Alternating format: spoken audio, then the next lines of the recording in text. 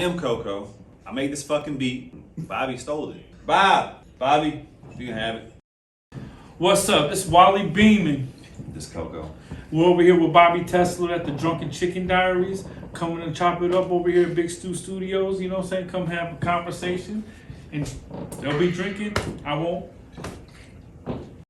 All right, welcome back to another edition of Drunken Chicken Diaries. This is our second season, and it's about damn time I got my boys on here. I got my man KOKO and Wally from Basement Beats. And at the beginning of my shows, all season long, you guys have heard me say I want to send a shout out to KOKO from Basement Beats for making the music. We always shout him out in every episode, and my man Big Stu Films for producing the podcast, like all this shit, which makes it possible. So, yeah, dude, like I finally got KOKO and Wally at the same time, which is dope because I've been trying to get you guys on the show since I first started, Right. like 3 months ago. Right. So, damn, man, I guess I want to talk about like a lot of shit. There's a lot of stuff that we can talk about, but I guess I want you guys to introduce yourselves, and I guess I already did, but do you have a better introduction than I do? No, you do. Real good. Yeah. I'm Wally. I'm KOKO. Some people call me Beeman. Yeah, we're 2/3 of Basement Beats. We've been doing this probably since what, 96? Yeah. 97, you know. And I definitely want to talk about the history of Basement Beats. But first of all, I want to say how I met you guys. Like, I'm thinking like, okay, it's 2021 now, so it was probably around like 2003, 2002. And I don't even think that you had even recorded Tail Feather yet. Nah, So I was this still rapping. You were rapping. So when I met you, you were rapping. You gave us some music for the Street Fighters. You met Adam somehow.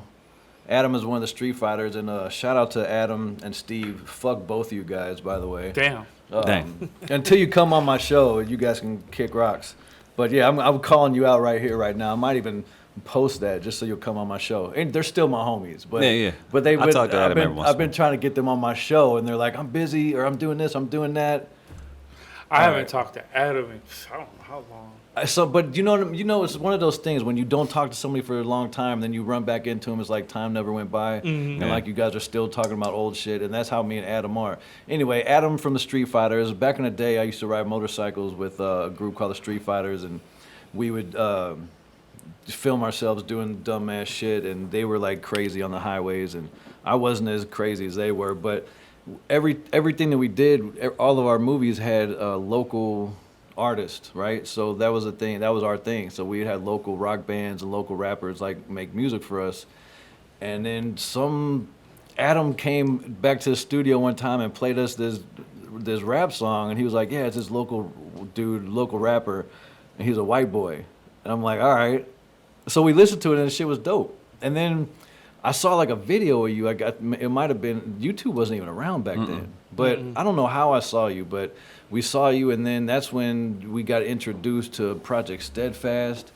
After that, shit, I don't really know the timeline, dude. I've drank a lot since You know what then. I think? First of all, this is Drunken Chicken Diaries. You got to take a shot with me. Yeah, let's take a shot then. Wally, are you not drinking a Nah, shot at all? I can't Wally do it. will projectile vomit on you. Not even half a shot? No lie. He won't. I mean, Oh, man. nah, he's not a drinker.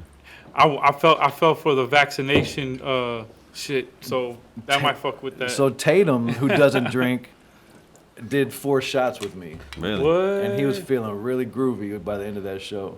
Damn, Well, man. Cheers, man. bro. Cheers. Hey, Wally. Here. Yeah, cheers for little ace. Cheers, Chill. bro. Yeah.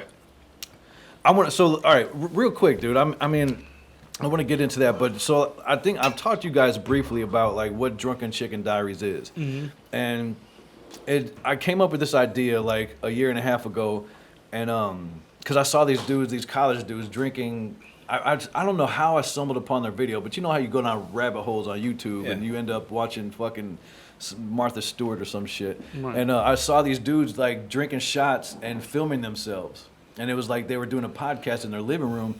And the more shots they took, the more drunk they got, and the more hilarious the shit was. And I'm like, I want to do that. Like that would be so fun to do with my friends. So I was like, man, what am I gonna call it? So I'm like, damn, I'm I own a chicken restaurant.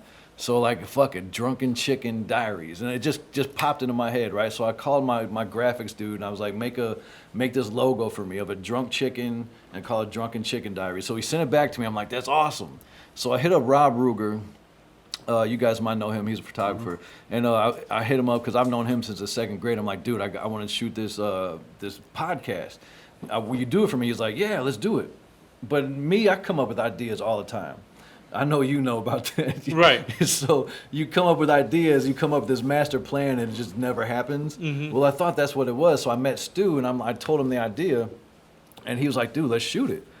So basically, man, it's just me wanting to like have, you know, some shots and have a platform to talk to my friends about experiences that we've had and shit that we've gone through in our lives and times that we've shared with each other, whether it was fucked up or not, or funny or not, or, you know, I mean. And it's so like when I talk about things like that, I'm talking about like subcultures of like society, subcultures of misfits. So like when I think of misfits, I think of like anybody that's like not educated in college for 20 fucking years. Anybody that like made their way with their visions and their dreams, and it's not the most conventional way. Mm-hmm. Right. So that's what I wanted to, and that's the only people I know. I don't know any Right. corporate ass people. Like I don't. Like the first time I don't. So all of my friends are like, we've all had fucked up situations in our lives for whatever reason, whether it's drugs or guns or prison or motorcycles or just being a barber, being a tattoo artist, making music. You know what I'm saying? None of us went to college for this. None of us went to college and wear khaki pants and sit in a cubicle. So that's how Drunken Chicken Diaries was born. I wanted to talk to strippers. I wanted to talk to club owners and tattoo artists, like all those people, all that, what I just mentioned. So, and the Street Fighters was one of the first people that popped in my head because most of the fucked up shit I've done in my life has been with those guys. Right. So like that episode is going to be epic. Whenever it happens, I'm getting Adam and Steve shit-faced drunk, and we're going to talk about very inappropriate things. Yeah, you guys will have a whole series. Yeah, we could, but it's gonna be dope. And you know, for nothing else, I'm gonna be able to have these videos to like look back on and be like, hey, you know, I'm telling my grandkids I used to be cool. Well, here they can validate my story. Right. So when I met you guys, it was through the Street Fighter motorcycle world, and then you met Adam somehow. How did you come to us? I think the original Steadfast had something on one of the Street Fight. I don't know if it was part 2 or whatever, but I know Jimmy had something to do with the original one that he had on the soundtrack. And then when we became Project Steadfast with J.E., everybody was doing stuff. That's how he kind of like approached it. But it was Careless and Imprudent, I think was a song.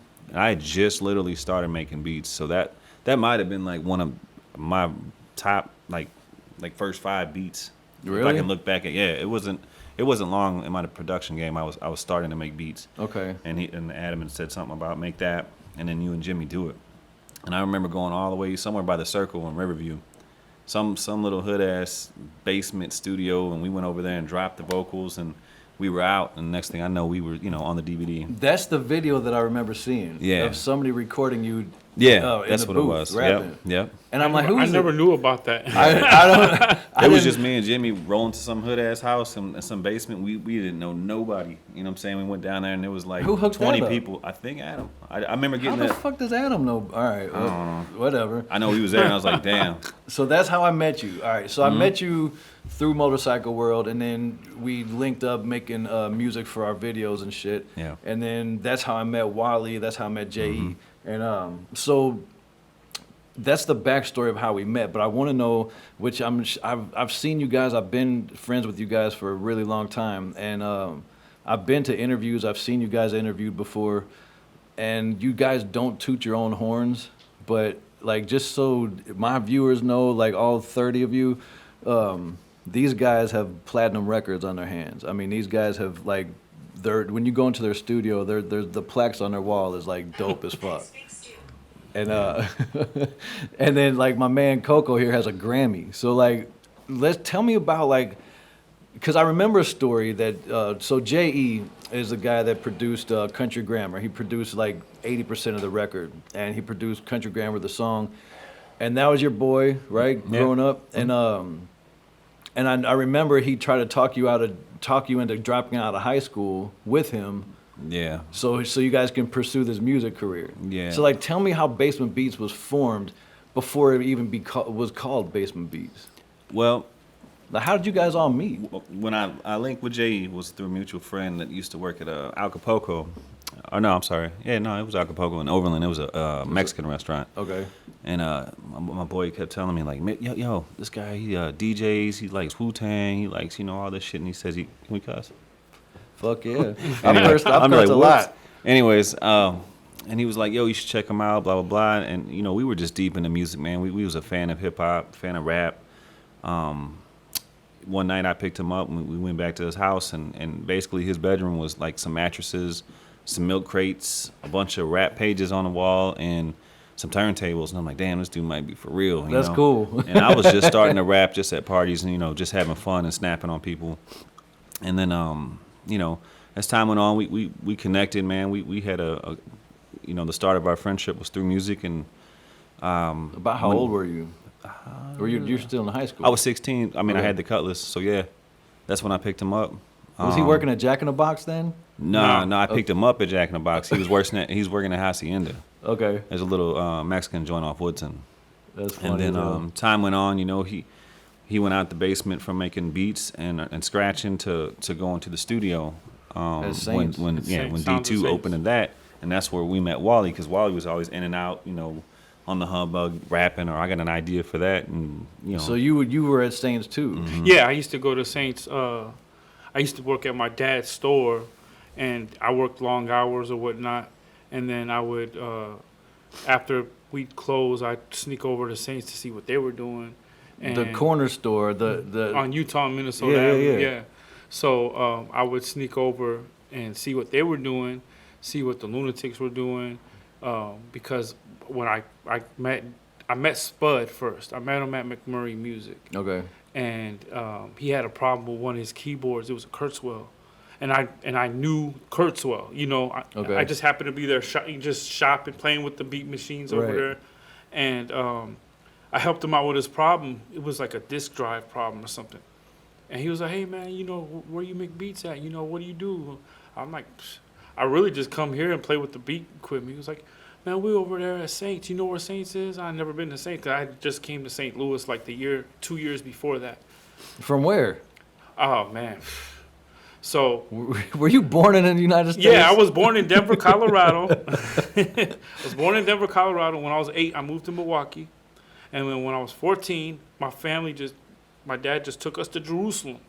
Really? Yeah, and I stayed in Jerusalem for 2.5 years, and then I came to St. Louis, and I've been here since. Because you're the only Arab dude that I can call an Arab because you're my friend. And Low key, you could call any Arab an Arab. We don't give a shit. but I about don't do it because like I don't know them like that. Right. Like you and Wahib, like Right. I've called like if you call yourself an Arab, I feel comfortable saying it. But you're from your family's Pakistan, right? that. Palestinian. yeah. Palestinian. All right, my bad, bro. No, it's all good. I mean, I know you have a magic carpet somewhere. right. Do you remember that animation?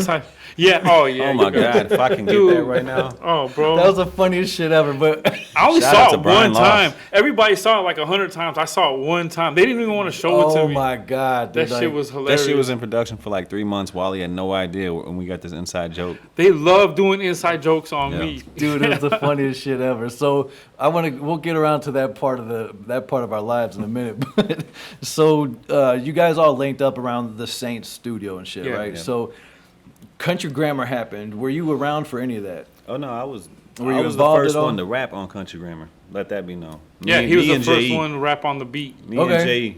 So that the Country Grammar beat, Mm-hmm. you rapped on that beat before Nelly got a hold of It it. was my first ever in studio like performance. Do y'all hear this shit? I got it on cassette, but Why y'all didn't would I know that? never hear it. You didn't know Never that? hear it. I did not know that. You know the breaks, the actual breaks that are in the song Mm-hmm. to this day that were on Nelly's album were breaks that were built around his song. Yeah. Get the fuck Swear out to of God. here. What do you mean we'll never hear it? Can I hear it? No. I won't even show Wally that shit in the right. I mean, dude, it was me and J.E. goofing around when there was literally nobody in the studio that day, and he wanted to go dig for records at Delmar. I skipped school and went to the studio, and he was like, "Man, let's go dig for records." And I'm like, I never was a DJ, so it's cool to go and watch. But it wasn't your thing. But I was like, dude, there's nobody here. Let's get in the studio and rap. Yeah. I've never done it. And so he's like, man, you He's know a what? music nerd, and you wanted to get on the mic. Yeah, and so he actually is on the song with me, man. It's called "Put a Leash on That Bitch." But J.E. you would never rapped hear on it? Oh yeah, J.E. was on his shit for a little So bit. hold on, Nelly. Wait a minute. So before Nelly did Country Grammar, you and J.E. rapped. Me and on J.E. that was the beat. first people to rap a full song on there. That, bro, I have to hear that one day. They wouldn't even let me hear it. One day, it's horrible. I don't care, dude. Like we don't have to release it. Yeah, We all just right, gotta, I won't release it. I'll show you Yeah, on the we'll- slide, but it's not. we'll just go to his house and make him fucking. All right. Like I gotta hear that. I mean, it's 20 years later. I mean, Yeah. fuck, Right. you got a Grammy. Yeah, so. so country. Damn. All right. But I guess you wasn't. were. I'm not saying like it was bitten off my song or nothing. Nothing like that. But because it was sold even after me and J.E. had did the song. And Right. It got sold, and then whatever happened, with Mo. That's fucking It's awesome, history. dude. That is so dope. Yeah, I can't wait to tell everybody that. yeah. J.E. You should just tell everyone that all the Yeah. time. I mean, I rapped on Country Grammar before yeah, Nelly who's did. gonna listen though? Who's gonna listen? Maybe one day this show will turn into that, So all right, so Country Grammar, like were you around for like the production of that? Yeah, I was like kind of In like and the out. fly on the wall. I wasn't too confident in myself because when it came to production, I thought you had to know shit. You know what I'm saying? Like no keys, no this and that, and really just watching and how Jay did it. It was really just knowing how to program and sample and just put stuff together and just have the ear. But I Don't was make it always sound so intimidated. easy, dude. No, it's easier than you think. Like you really don't have to know music to make music, Oh, and that, especially nowadays. Nowadays, it's so easy. Well, yeah. So that's when. Okay, so Tail Feather, and I want you to tell me. I can't wait to dig into the story of that, like that whole thing, because I remember you telling me that you were like late for your job as a valet parker. No, AT&T. AT&T. I was late. Mhm. Weren't you parking cars too at Pietro's? At Del Pietro, Portobello's. Okay. At that time, I was in Clayton doing that, and then working at AT&T. And this was after Nellyville. Mm-hmm. So tell me how. So did you have anything to do with Country Grammar, or were you just hanging around at that time? No, I didn't have anything to do with Country Grammar. I did fly to New York and sit in the sessions for a few days with them. Okay. Because I was trying to make the album, but I didn't make the album. None of your beats landed on that record. Nah. Okay. So they were just like, hey, well, we got you on the Lunatic album, and so I yeah, that's what happened with Country Grammar. So were you guys Basement Beats yet? Yeah, Ish. yeah, we didn't have a name yet. Okay. We were always a clique. You know what I'm saying? We were always like. But it wasn't hooked on- officially Basement Beats at the time. It became Basement Beats when we moved into J.E.'s mom's basement. Because I remember hearing that on your mixtape where it says you got kicked out of the studio and then went into J.E.'s mom's basement, something like that. Yeah. So, all right, the timeline here. Country Grammar, you were around for that, but you didn't have production on it. And then neither did you, but you were around, you didn't have production. And then did the Lunatic album have you on there, or was it did Nellyville? Both. I know Nellyville did, because I went number one is like one of my favorite songs ever. Right on. Like ever. And bro, like I became a fan of yours after I met you. And when I found out that you made number one, the song number one, I was like, holy shit. Because that was one of my favorite songs.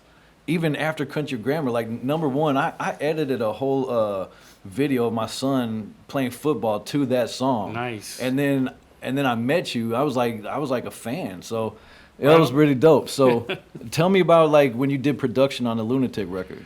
I never did production on anything before that. I Okay. never produced a local record.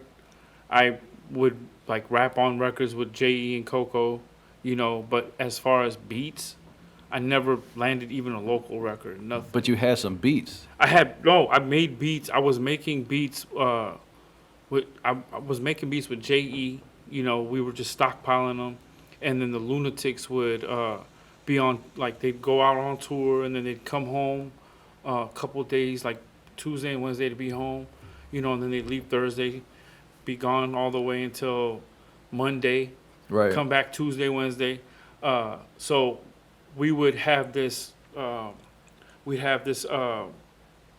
whole thing where we stockpile beats until They they come came- back, and then we used to put them on DATs, and the The little fuck is a DAT? a DAT's a little digital audio tape. Okay. Take yeah. it from that to CD, And when they'd come, we would just have this whole process where we'd play beats. Me and J.E. we'd have like one J.E. beat, one Wally beat. Then it got to like 2 J.E. beats, 1 Wally beat.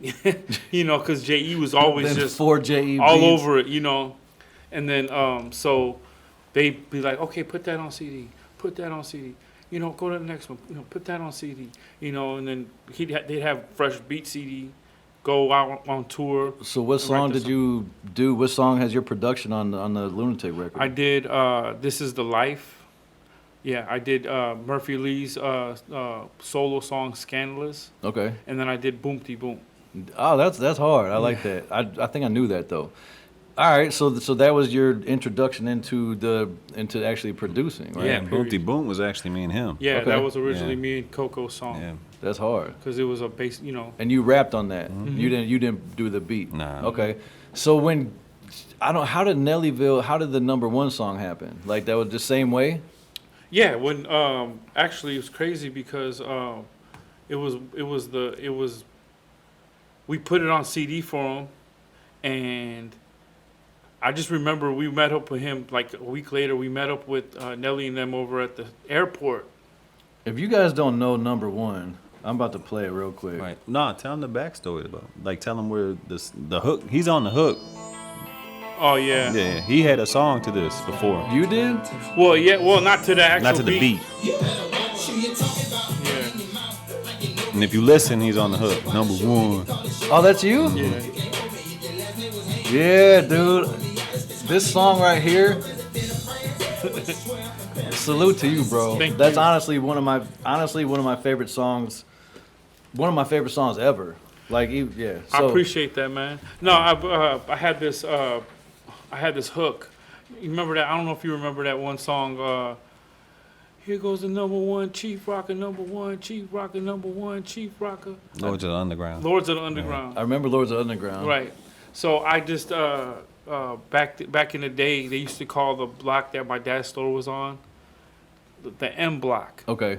So That was the block? yeah, it was All right. named. It was because it was on Minnesota and Michigan, so it's called the The M M block, block, or they all call it the M.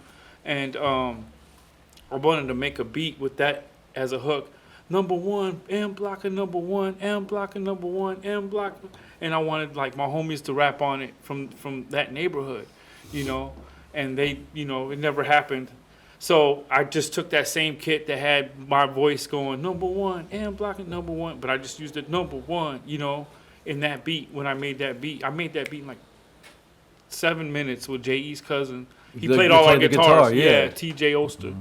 And yeah, so we gave Nelly the beat CD that we always do, with all the new beats or whatever. And I remember the next week we were delivering him the beat CD in the airport. He was on his way out. I remember he was on his way to Denver. And that was literally the day he started wearing the Band-Aid, Okay. And I don't want to get into the story of how he started wearing the Band-Aid. I'm letting him tell the story. All right. But I remember that day because that was the day he started wearing the Band-Aid. And he pulled up to the airport bumping that beat. And I was just like, man, it sounded good in his system. Like, Yeah. because there was a bunch of 808s in there or whatever. Right.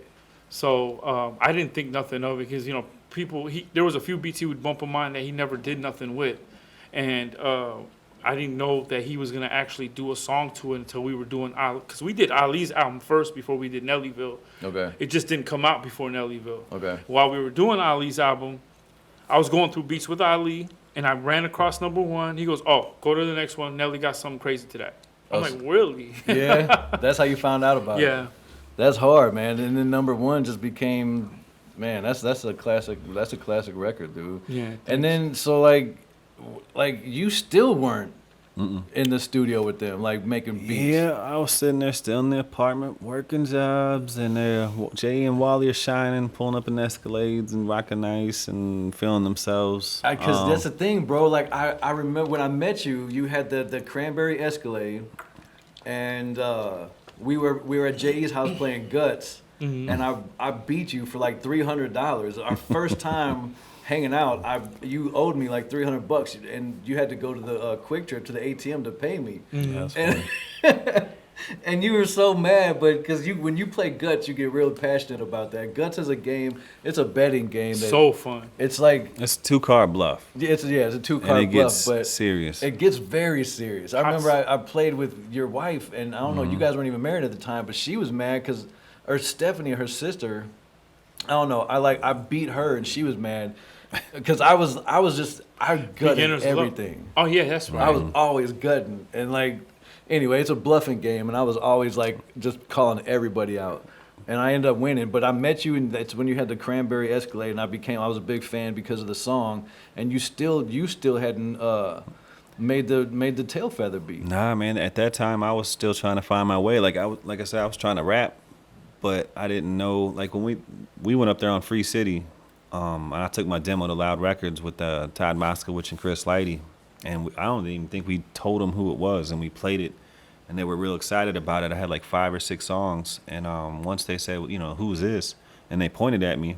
I was this little white kid, and they're just like, dude, I don't even know how to market you. They couldn't sell it. They're like, there's already an Eminem, and I'm like, dude, I'm not trying to be. But they Eminem. wanted the meeting over Yeah. the music. They Yeah. they took a meeting with us, and it was Chris Lighty and Todd Moskowitz. And I remember somebody telling you, like, you're Arab at the time. That was like after the World Trade Center. Yeah. Not that Yeah. that's a funny thing, No, but yeah, you I'm told me serious. that it wasn't a good look to promote a Well, the guy Arab that- rapper right now. Well, the guy that signed us, Kuda Love, his whole thing was he wanted to sign all 3 of us as a group, me, Jay, and KOKO, and he wanted to change our name from Basement Beats to the White Boys, which was like, yeah, just What? the White Boys. Yeah, I'm kind of glad that didn't Yeah, happen. I'm like, Yeah. dude, just fall back. But you know? but I mean, and I'm gonna play a song. But I mean, you are a really talented rapper, and Thank you. you can sing. Oh, dude's Ghost wrote quite a bit. I mean, like you got some. You're a very very talented dude when it comes to Appreciate like it, man. writing music, bro. Like I love your raps. I love your voice in it. Like it's just Appreciate hard, that, man. man. I'm a big Seriously. fan. And you still hadn't made Tail Feather. Nah. So at that time when we're doing Free City, I'm up there still trying to figure it out. And I almost had a situation with 50 Cent. A chick that was managing us back in the day. Liz. Her sister was, I guess, messing with 50. I don't know, something Okay. with 50. And before he really got on, he had heard the demo and wanted me to come up and all that stuff and had songs wrote. And then it just never happened. And then Free City, you know, we had that meeting with Loud. That didn't happen. So at this point, man, Were you discouraged? I was. At that point, I was just like, screw it. I'm gonna pick up. There's an old MPC sitting in the corner of J.E.'s studio. I'm gonna grab that.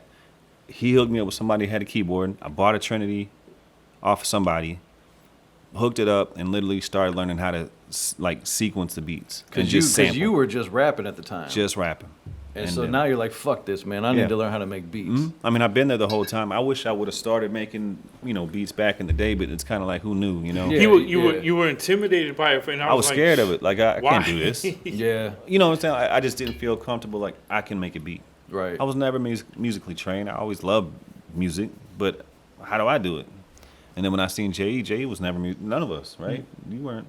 We just learned how to figure it out, man, and like it just happened. Like as long as you got the ear and you can put it together and like Yeah. kind of put your vision together, that's all you really So need. tell me about how Tail Feather almost got deleted.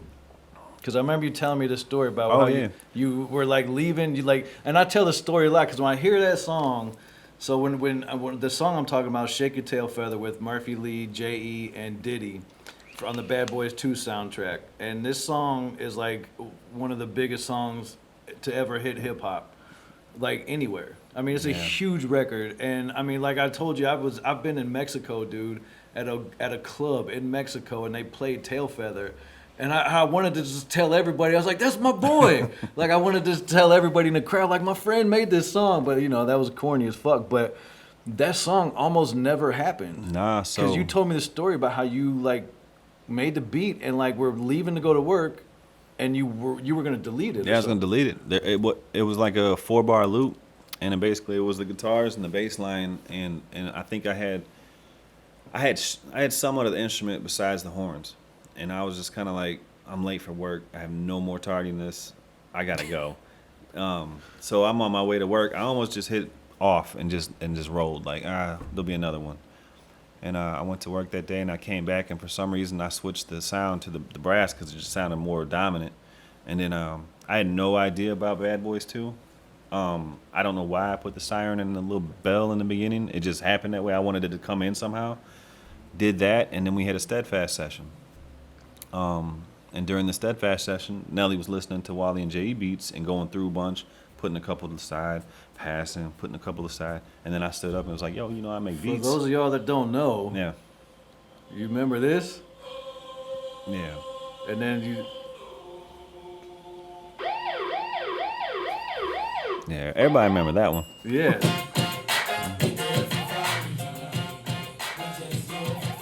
And when this song comes on, wherever I am, there's a little place in my heart that remembers him telling me that he almost didn't keep this. Yeah, if the power would have went out that day, it would have never happened. If I would have, who knows? If I would have skipped work and kept messing with it, it would have been different. You know what I'm saying? It just happened the way it happened, and like I said, I didn't know nothing about a movie. We don't own copyrights to that. No, I do. Can you say that right now? I do. Facebook, Mark. But I mean, No cap. yeah. Right, you actually do. So when I was showing the beat, I literally had like 5 beats on the CD, and I think the first one was Tail Feather, first or second beat. And when they stood up and this is it, I didn't think nothing of it. I just think, damn, they like the beat. But like he said, Who's they? Nelly and Ali. Okay. That's who was in the studio, and me, him, J.E. and Steadfast. But I didn't know. We just like, okay. And then like 3 days later, I think J.E. called me and was like, dude, you got to leave work tomorrow and get on this plane. And I'm like, why? And he's like, I was gonna tell you sooner, but you got the lead single on Bad Boys 2 movie and Murph's album and Nelly and P. Diddy. And I'm like, what? And I'm like, hold on. So I went to my supervisor, Chris King, right? Shout out to him. I said, look, here's the situation. And he's looking at me like, I'm like, dude, I'm telling you, I have to go. So we got to make up something or whatever we got to do for me to get on this flight and go without being fired, because I don't know. If this it's is gonna it. happen, like, yeah. Yeah, or I can come back and chill. So he did his thing. I went up there and was super just thrown back about being in Daddy's house and just thinking like, damn, this is where they made Biggie's album. Damn, there go Puff. I think DJ Clue was in the studio at that time. And literally how Dave Chappelle had a skit is Yeah. almost damn near accurate on how P. Diddy acts. Really? Yeah. So we're sitting in there, and it's all the ticks. It's Puff, Clue, a whole bunch of people's just in there, and this is the way of the day of the two ways. Yeah. He's got two ways sitting there, a chick rubbing his shoulders. He gets out the room, comes back, he's in different clothes. I'm like, what the? And then there was one point where he was just staring at me, and I remember this because I'm sitting there just kind of like still starstruck of what am I doing here? And I'm looking, and he's staring at me because I kind of did one of these where I kind of passed and just. Yeah. And he's just like. You didn't want to make eye And I'm contact. like, you cool? And there was a point in the song, man, where my heart dropped because he was like unsure of the song. He thought we changed like the tempo or something. He just wasn't sure. And Nelly had the whole vision laid out for that song. And he was like, no, trust me, follow me. And Nelly quarterbacked the shit out of that song, like as far as making it go down. Because I remember there's one point I thought it was not going down. Really? And I was like, damn, my heart's gone. Because that same day, before we went in on the session, I heard What the Hook Gonna Be for the first time in a room full of speakers. Oh, shit. We was mastering or something. And dude, I opened these doors and that fucking beat was just banging. And I'm like, there's no way Tail Feather's beating that one. Because that shit to me was amazing. Yeah, it was. What the super hook gonna dope. be? I was Yeah. like- Jermaine Dupri did that, didn't he? Yeah. And I was just like, damn, that's a banger.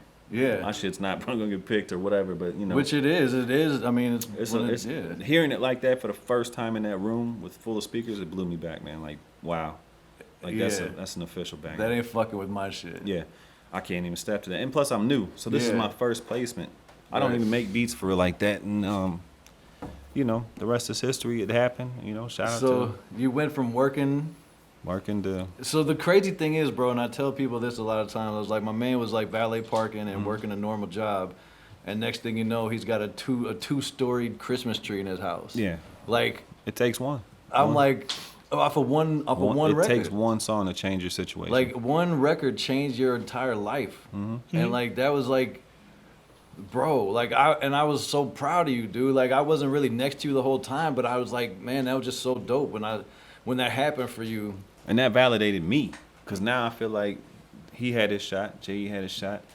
I'm on. You know what I'm saying? Finally. You know what I'm saying? This is where I need to be. I don't need to be rapping. Man, we were so happy when that happened. Because I bet. Nelly called me first, and he was like, yo. Cheers to that, bro. Come Yeah, on, man. Like, Right. That just gave me chills. Yeah, bro. man. Cheers, Yeah, man. bro. Yo, Nelly called me. He was like, yo, you make this beat? And he played it. I'm like, no, I didn't make it. I think Baby J made it, you know?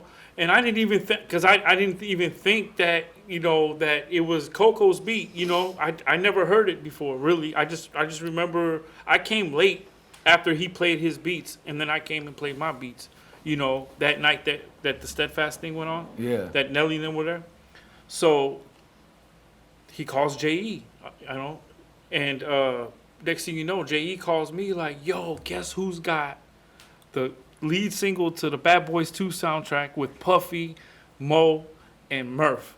I'm like, you? Congratulations. He's like, no, KOKO. I'm like, I threw my phone. Like, are you serious, man? That's a big moment, dude. Like, he goes, you can't say nothing to him. We can, you know, just wait till he You gets our knew word." before he did? Oh, yeah. No, they knew. Yeah. I mean, when J.E. made that phone call, it was like, He couldn't wait. Yeah. Man, that's so dope. 'Cause he But was- that solidified our story. Mm-hmm. And, Yeah. I hope one day we can all sit down and make this documentary happen that we've been talking about for a long time, because we all have this amazing story on how we got on and where we're at today. I mean, And yeah, like we just got a little snapshot of things here and there. Like this we're is part of some big moments in hip hop history. You know what I'm saying? And it's cool, man. Like, you don't see a lot of, you know, three friends coming up from nothing, making something happen, and Nothing. then also building houses in the same neighborhood and living. You know what I'm saying? It's just, it was and just that, a cool yeah, vibe. and that point in time was like you had the mushroom house. I hated that damn wallpaper, man. Yeah. I hated that Like wallpaper. I called it the mushroom house because the wallpaper. It was like in that subdivision where J.E. lived. That was like the show house. Yeah. And you had the house down the street. I had almost the last house in the neighborhood. And then you had the mushroom house.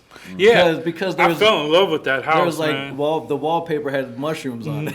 But that basement was like unfinished, and it was like big, and I was like, this is gonna be the live room, this is gonna be the studio, it's gonna be the booth. Yeah. And it came out, you know. That's hella dope, Yeah, man. man. And don't.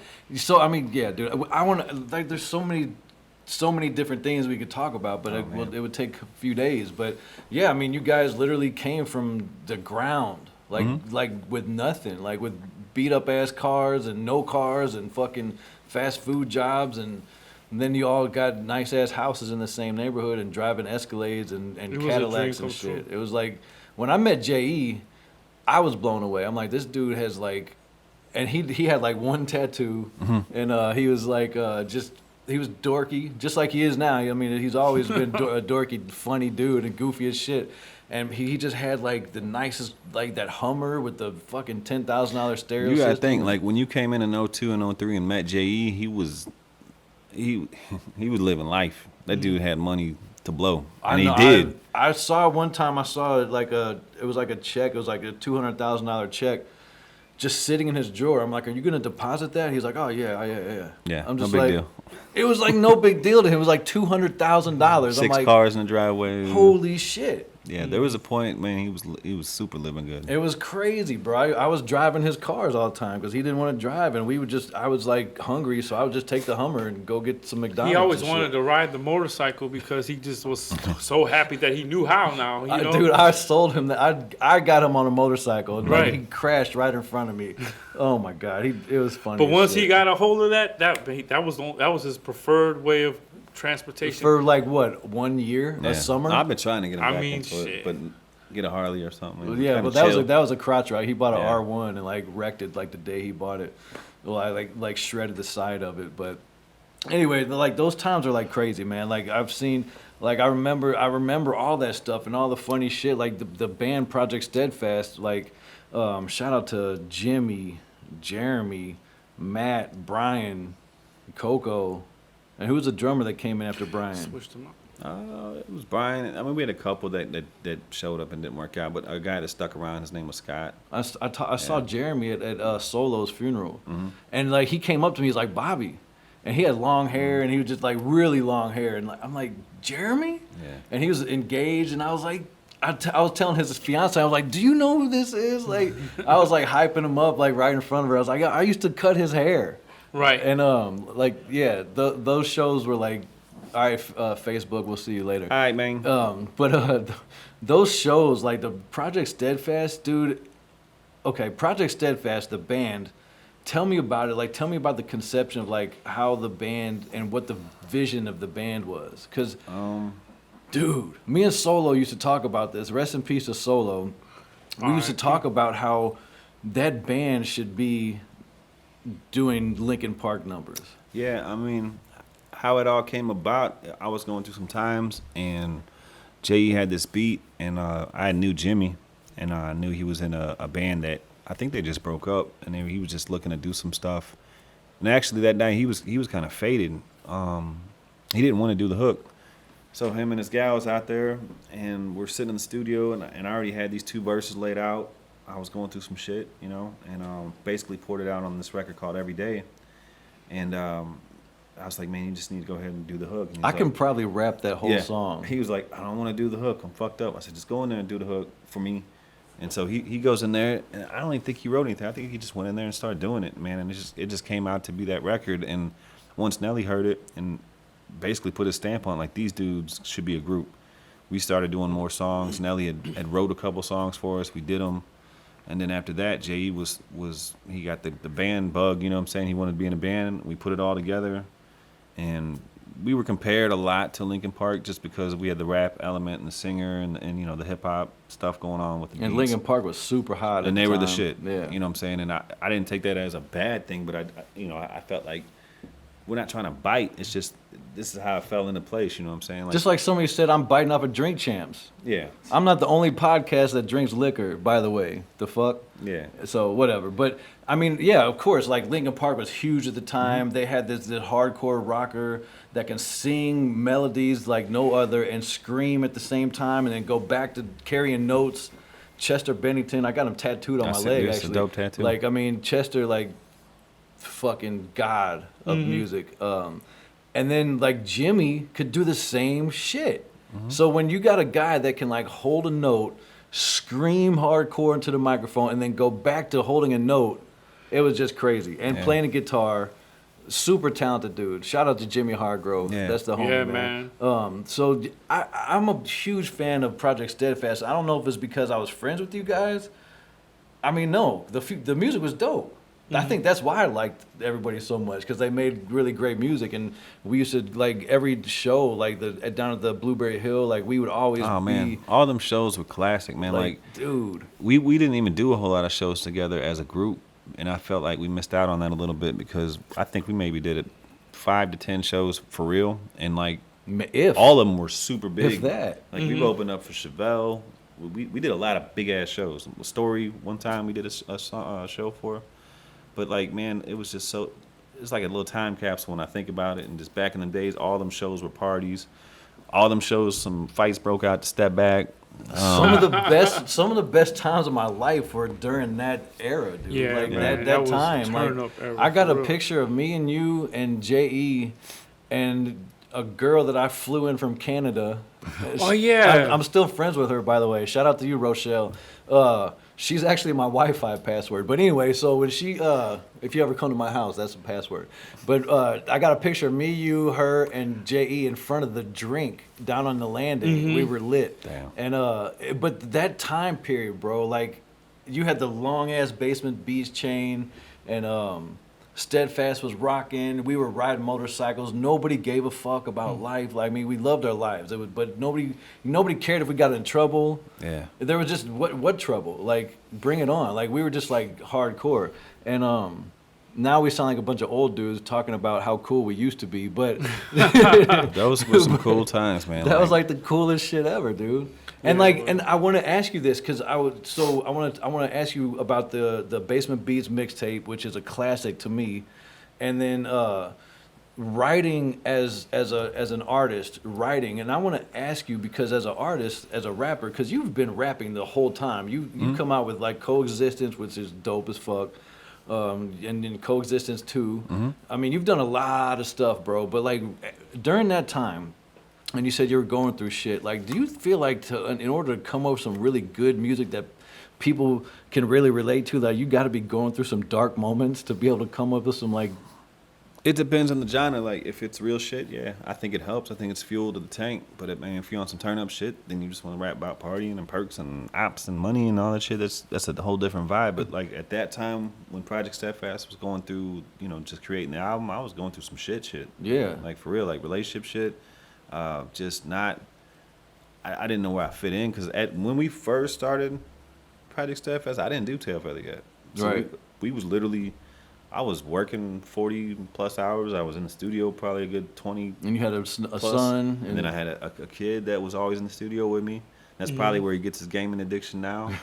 Because basically we were just throwing him on GoldenEye while we was in the studio. And his ass is, 2-3 years old, killing it. I related. I got footage of that. I related a lot to your music, man, because if anybody was like going through a hard time in their life or relationships or whatever, I was feeling everything you were talking about, and it was just dope. Like Project Steadfast, and even on the Basement Beats mixtape, dude. Like, bro, I want to put you on the spot, but you tell me that you remember the lyrics to A1. A1 Yola. Please, this is one of my favorite songs in history of like, and that probably not many people have heard. That beat's still banging. It's still fresh to me.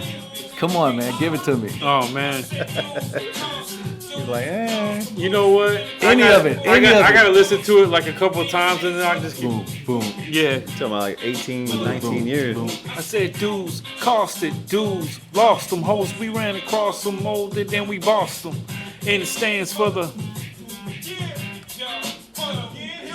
Here's a penny for your thoughts. You could keep the change. You can have this life, homie. Reassess your aim. Fix it to where you can entertain, and maybe you could fix it to where you can have some change, and maybe you could fix it to where you could be a name, but not for nothing. You gotta work hard on your game.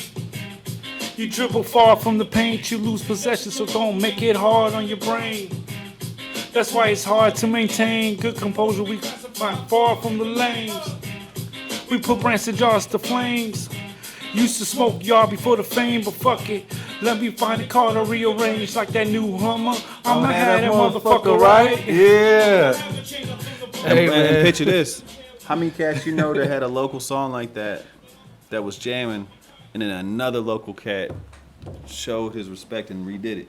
There's not a lot of people that did that. Oh yeah, shout out to John Davis. John He Davis. Did, He redid that. A1? Yeah, Yeah. back when they were doing mixtapes and they would use like songs, other people's songs, and remake them. You know how 50 used to do this? Yeah. So John Davis remade A1 Yola. He actually texted me while we were doing, like, it's crazy that we bringing him up because he literally just texted me right before we started. And Oh, really? he has something, I guess he's asking me for permission to use the song for something. You got my permission, John. But bro, those songs, man. Like when I listened to that mixtape and the PSF, the Project Steadfast, like I knew all the lyrics to that shit. I would rap along with it. Like the truck sold cranberry to clean your system, and then shout out to the Infinite. It's lucky I admit it. Yeah. Because like I'm thinking, like, okay, he has this cranberry Escalade and this champagne color Infinity, champagne or gray. No, it's champagne. Okay, and really champagne. God damn, I got a good memory. Shit. And I've been to prison and everything. I've been drinking. Fuck. But yeah, like I remember that song, and when you said shout out to the Infinite, it's lucky I admit it. It's like people see me in this Escalade, but I got an Infinity, and it's lucky I admit it. You know what I'm saying? It's Like lovely, I admit it. it was just like You were close. it's lovely. Yeah. I said it's lucky. You should have just He changed that got shit. the accent. You know, everybody in St. Louis got a Wally impersonation. Mine is when he was like something about the floor, like on he was like something like the way you pronounce your words is the funniest shit ever. I love it though, but like it's lovely. I admit it. I thought you said it was lucky No, it's lovely. because I you was admit it. always admit it. I wish you driving say the Escalade. because everybody would ask me, man, how does it feel? I was like, man, it's lovely. You know, well shit. Every time I rap that, I'm still say lucky It's a remix. because I just remixed that song. That's fine. Shout out to me. You Right. do own those copyrights. Yeah, I own that copyright. No, but I love that part of the song, man. And like I remember that cranberry Escalade. I remember all this shit, man. It's just really cool times of my life, man. yeah, man, that was fun. And like you guys don't understand like the impact that you guys had on my life in an indirect way. You know, and I'm glad that here we are 18 years later, still buddies, you know, and we've done a lot of shit since then. I mean, you got into insurance and you've done a lot of different things, and you own a restaurant, and then you never shied away from the music. I mean, you worked with some huge artists. I mean, we talked about Nelly and the Lunatics. I mean, shout out to Lunatics. Shout out to Kiwan for giving me this shirt. But yeah, dude, like so much, like in your guy. Okay, outside of the Lunatic family, and outside of Bubba Sparks, because that's obviously like your best friend. What do you guys feel like was the biggest moment in, like, outside of the Lunatic, Shake Your Tail Feather, when you guys actually got another artist and started working with them? Was it Bubba Sparks or like Plies or something that was like really dope for you guys? I mean, all you know, Bubba was dope to me because I listened to him, especially when we hooked up with him. He was just freshly off of Deliverance, so the first 2 albums to me, but them were classics. I still listen to him. So that was kind of cool. You know what I'm saying? Like, always working with anybody you grew up listening to or talk to or conversate with is always cool. You know, like when I first talked to Scarface. Actually, Scarface is the first dude to cash at me. When I still got it on I'll never erase it because I'm like, damn, I just got cash app. Scarface is the first dude to cash at me. Dude, So I've lived through you a lot of times when you've been in the studio with these dudes. I'm like, you are, when you worked with Scarface, I was like, dude, Scarface is like, I have a whole Scarface playlist in my phone. Like, he's just a god of like. Oh yeah. I mean, dude, the Ghetto Boys. I mean, when we met Bushwick Bill, you remember that? Yeah. Oh my god. see, But that was cool for me too. I was so geeked, but he was shit faced. He was so drunk that day when we met him. But it was a huge moment for me because as a kid growing up to watch Minded playing tricks on me and seeing Ghetto Boys and actually get to hang out with Bushwick Bill, like I was blown away by that. And like through your Instagram and like seeing like all the stuff that you've done since I've known you and on Facebook and stuff, like these artists that you've worked with and just been in the studio with, like I'm just blown away by some of that shit. It's cool, and it's cool to develop, you know, like relationships and stuff like that. Like, you know, I met a couple people and started working with them, and now we're like Homies. super good friends. Yeah. Dusty Lee is one of my homies. Yeah, you know, Kenny Knox has always been my brother. Yeah.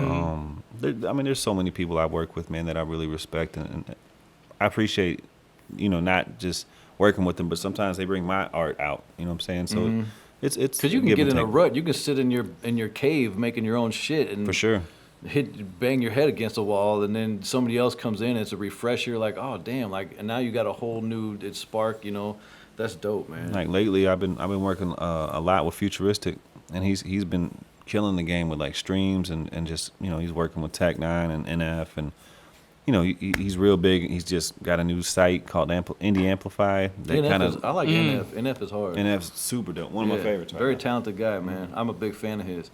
But he's not like mainstream. He's got a couple songs out there that hit it, but like nobody. If he walked down the street, nobody would know who he was. Like that's that type That's of the guy. beauty of today. You know what I mean? That you can. You know who I'm a big fan of now, and I've said this a lot of times, but Machine Gun Kelly. I know that we had this conversation, but he was a rapper, and he's always been a good rapper. Like, I mean, a lot of people have bars, but Machine Gun Kelly had I would always respect. You know, I listened to him, but I was like, it's not my favorite. I just wasn't a fan. But then when he picked up a guitar, I'm like, this dude is hard. Like, I like rappers, I like musicians that step outside of their shell and like pick up instruments and pick up.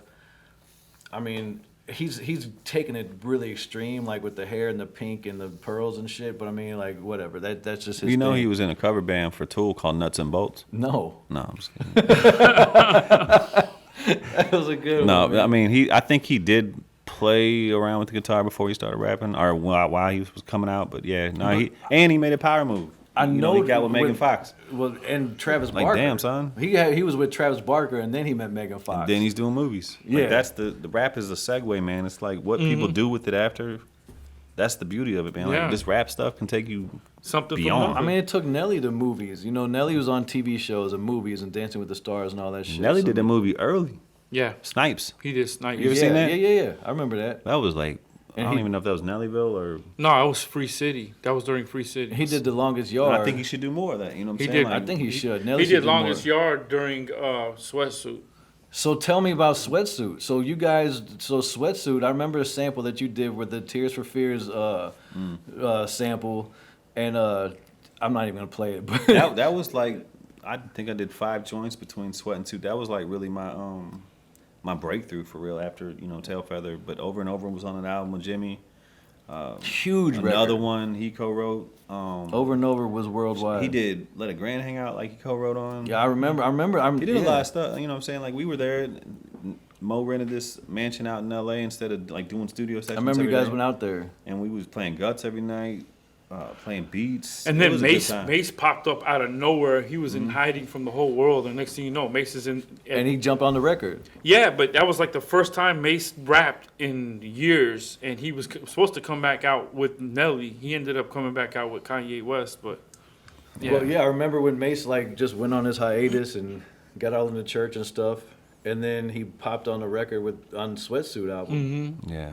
And that was pretty dope. So you guys were there for all that. That was pretty cool, man. And yeah, when Sweatsuit dropped, and Over again, and then the Tears for Fears sample, there was a few more. I just can't remember the Yeah, name another of them. one, Wood Grain in the Leather. Wood Grain in the Leather. Spider-Man. Yeah, Spider-Man was one of yeah, my Spider-Man. favorite joints ever. those are hard records, man. Those are, and I mean, like being a part of history, man. You guys are definitely a part of St. Louis history, and like, dude, I was at a place with Je one time, and this isn't a shot or anything, but we were at a bar, and this was like maybe 5 years ago, and somebody took a picture of me, Je, and this girl, and posted us in a whirl. They printed us in the whirl, and it was like Bobby and the girl, whatever the girl's name was, and they didn't say Jay. Oh, and, wow. and I showed it to him, and he saw it. He's like, they didn't say my name. They didn't say my. I was like, dude, you're behind the scenes, bro. Like, so how do you guys feel about like Metro Boomin and like the producers that like from St. Louis that left the crib and like just blew the fuck up? Proud of them. I mean, Super proud. There's Chop Squad. There's Yeah. Metro. There's Chase the Money. Shmino is not a producer, but I mean, maybe he is. But that's another artist that's doing things. You know what I'm saying? Like people, I feel like like people that's coming up through this city. It's hard to break out of the city. Did you ever think about like leaving? Oh, of course, but here's a secret about me. I mean, not a secret, but like here's what kind of draws me back to not going crazy is I'm a family man. You're a family man. So I'm married. I got a business here. I got this and that. It's not an excuse, but I feel like I didn't go as hard as I could have if I was out there. well, with yeah, I mean, if you were single with no kids, you probably wouldn't be in St. Louis. it'd be different. I don't know where I'd be. Well, back then we wanted to have our flag planted in St. Louis. It was very important Yeah. to us, And then we were developing like Jenna, Yeah. and we were back then. You could walk an artist into a record label and get them a deal or whatnot. Game started changing, and we learned a lot about the independent game messing with Jenna, So.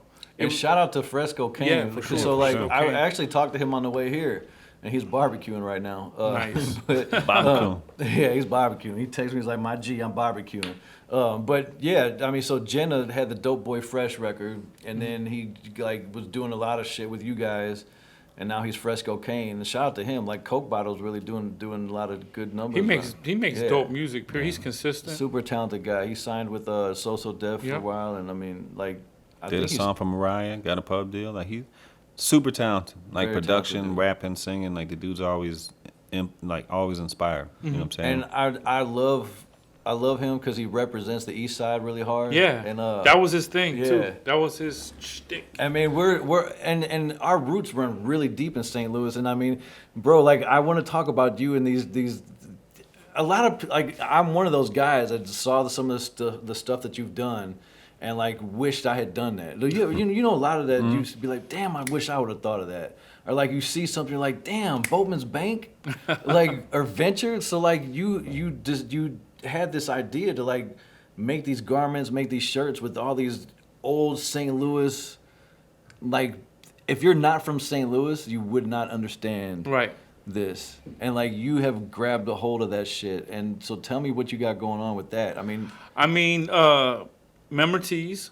I'm always running ads, and I'm always trying to find newer memories. It's people, places, and events that are that I put on shirts.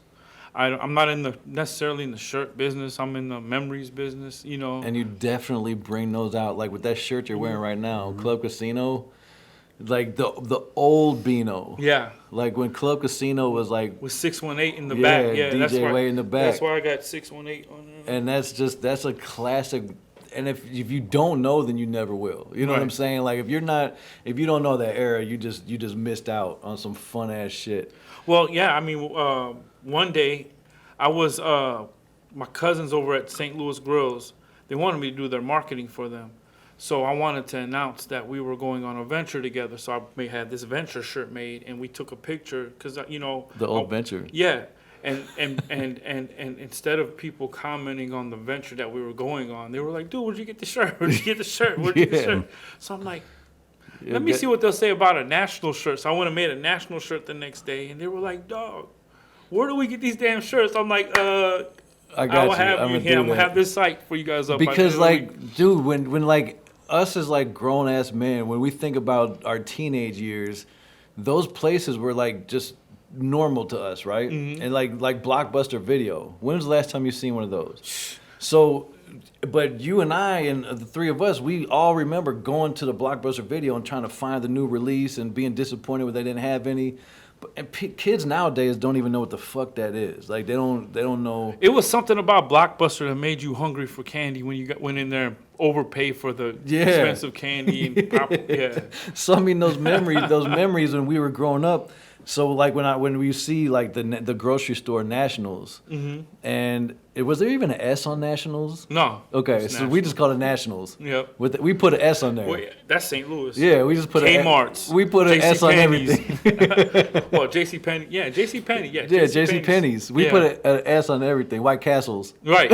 It's White Castle. Yeah, for sure. So I mean, like, yeah, I guess that is a St. Louis thing. But like, you came out with those shirts, and it was like nostalgic, dude. Like I would see those things, I'm like, fuck. Right. I remember that Grandpa Pigeons. I remember That was the whole point, was to like induce that out of people, like to really just have them stop, like, yo. You did it to me, bro. Like every time I would see it, I'm like, fuck. Think about like all that memories, teas, and all. It's a time machine, just like music is for me. That's why I love music, because it's nostalgic. Like I'm still stuck in the '90s playlist when I bump. You know what Me I'm saying? too. I was bumped Too Short all day today. And it's just it's cool because when you hear certain songs, it just takes you back. Like, damn, what was I doing? I remember. Oh yeah, I was. You just start remembering stuff. It's just crazy. And I'm glad that you guys have like your feet planted in hip hop history, bro. Like you guys got. I mean, because the game is totally different right now than it was back then. There wasn't streaming. There was no YouTube. Right. There was no digital music. It was all. I love it. I mean, do you love what, now or then? Yeah, I love now. I wish we had the technology, then. Well, I'm sure. Jimmy, Wasn't it? Let me ask you this, because I don't know. I sell chicken for a living. I don't know what's better as a producer now or then, because wouldn't you make more money then? As a producer, I was like, now. Streaming. Producers, yeah. Streaming's you got everywhere. YouTube. Are you still making money on Tail Feather? Of Yeah, course. the rest of my life. Oh yeah, that's gonna always. Tail as Feather long over as and over will pay me. As long as you see a Bad Boys 2 movie, yeah, Or if it gets used again, or anytime you hear it. I mean, I was at Schnucks the other day, and they were playing over and over on the top speaker, like. Yeah. Yeah, I mean, when I hear that shit, I love that, because of course. Oh shit! #1 was trending. Yeah, the other day on trending Netflix. On Netflix? Yeah. On Well, Training no, Day. they did a On deal Training on Day. HBO Max for that. There's a special deal on HBO Max that we just closed. So you still see money from that? Oh, yeah. Oh, That's yeah. dope, man. Like, and that's just so cool. Yeah, that's man. so cool, man. It's like a book of business. You know what I'm saying? Like you just forever. And I'm glad you guys had your shit together when you like made those deals. You know, you Well, made, You want to hear or I something? would think you did. Or you, Well, I mean, we didn't know the business, and Nelly was like kind enough to kind of let us eat, because he was in a position where he could have really just ate the whole thing, and we would have just like got paid in clout, yeah, So shout out to him for that, But now you can, let's just put it this way: back then you needed 1 million fans to get, to be able to eat off of music. Nowadays, you could be an independent and make 6 figures just off of 1,000 fans. Because of streaming. Not just streaming. Look at it this way: if you got 1,000 fans paying you $100 a year, whether they're buying your shirts or they're streaming your music or going to your shows, that's $100,000 you made. Off 1,000 fans. So you scale that to 2,000 fans, you make it $200 off each person. That's $400,000. Because I was thinking like back then, like record sales were actually record sales. Like they actually purchased CDs. So when you went platinum then, as opposed to going platinum now, how do you go platinum now? Same way. Streams. It's a certain amount of streams. Certain amount of streams that Equals a record sale. Yeah. Okay. I can't tell you that number, but yeah. Back then though, it was million. record sales and shows and radio. Or Yeah, TV. because there wasn't. Now it's Spotify, Pandora, Sound Exchange, Songcat. It's just so much stuff you're collecting money from if you got it all set up right. And like you said, you can make good money off of just YouTube videos, or streams. Yeah. So I wish we'd have had that coming up because it would have been. I mean, but that's like anybody. I'm sure Jimi Hendrix wish he had a laptop with Pro Tools. I'm sure Yeah. the Beatles wish they had Auto-Tune. I don't know. Yeah.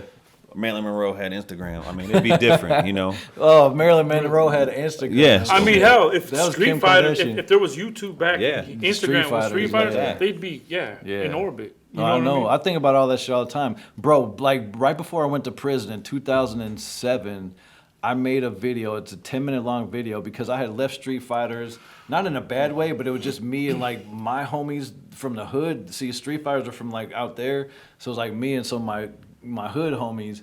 We're just killing the highways, right? And I made this 10-minute long video with Wayne, Stunned Like My Daddy, and Rick Ross, Port of Miami. What was the fucking name of that song? Anyway. Every Day I'm Hustling? Yeah. Okay. No, it wasn't that. It was Push It to the Limit. I'll push it to the limit. And Yeah, I that made worked. this. I made it, and like I knew I was going to jail. So it's like, and YouTube it was like you couldn't post anything longer than 10 minutes at the time. Damn. So I made sure I edited that song or that video to like 9 minutes and 50 seconds, and I uploaded it to YouTube. And like I told a couple people, and I gave out the DVDs to a couple people. Like right now, to this day, that video has 400,000 views. Wow. Because back then, there was no like I remember audience. there was nothing. Yeah, nobody was. No, there was not the need wasn't there. But YouTube was there and it was free. So I'm like, let me upload it. It took like 3 days to upload a 10-minute video, and then everybody watched it and they were just bashing me left and right. They're like, that's all you can do, just one fucking wheelie. I'm like, where's your YouTube video, motherfucker? like yes, but you're watching it. Like, where's your video, motherfucker? So like, yeah, YouTube was a big deal. I mean, and now people live on It's that. the standard. Yeah, like you have to. If you don't have your YouTube game down, you're not doing it. You put it away. Speaking of which, do you guys? Well, I mean, No, unfortunately, I'm not a big social network dude. Like my Instagram is like 11,000. YouTube, I don't think I've ever posted a video I'm just not big on it. Like I don't have the focus to, you know what I'm saying, like really worry about it. Like now through music, through other artists, yeah. You know what I'm saying? I get paid from Audium. It's a streaming collection agency. I get checks on the back end from producing. But I'm not big on like posting up. But who's good at that? And we was talking about this was J.E. J.E. is a super dope editor, man. He's got super dope he's content. a great content maker. Crazy. That dude can make, man, if he focused, he'd That's what I'm he'd saying. be a problem like, on YouTube. He when he loses focus, he'll just like completely walk away from a Yeah. project or something that he's doing, and he'll just walk away and do something else. YouTube, he is. Dude, he used to make beats at Saints and just like turn the MPC after he blow our minds. He just turned the MPC off, like just to fuck us I've been up. in the studio with him. Man, you know how he had the studio in the basement, and then he had one upstairs in one of the rooms? I would sit there on that beanbag for hours and just listen to this dude make beats, and I'm sitting there in my head like, this could be a #1 song right now. Like, this beat is so fucking hard, and none of them ever went anywhere. Never. They're just gone. Yeah. And that was one thing with J.E. Like, he is a very... Oh, you best believe he probably saved them because there's beats out there that are old that get placed now. I mean, shit. Yeah. Jibs, Chain Hang Low, Yeah. was Jibs on the hook. Nobody knew that when he was a kid. Oh, really? Wasn't it? It was Jibs on the hook, and then later on it became his song and his single.